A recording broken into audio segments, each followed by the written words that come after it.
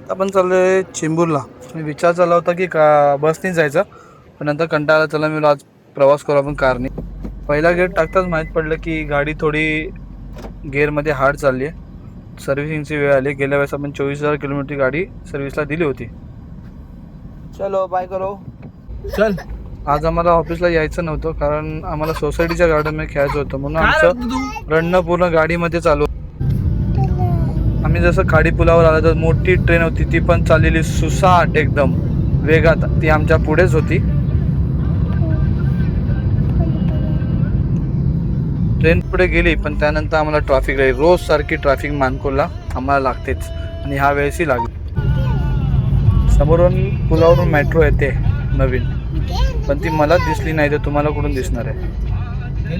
इतक्याच आमचा CNG संपला आणि आम्ही इथे आलोय 200 रुपयाचा CNG भरायला. कसा 200 रुपयाचा?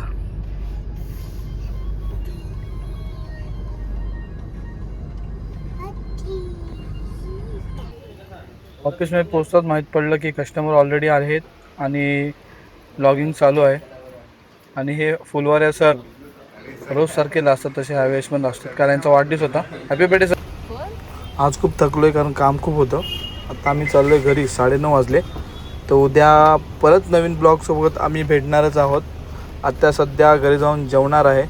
आणि थँक्यू तुम्ही हा ब्लॉग बघितल्याबद्दल. बाय.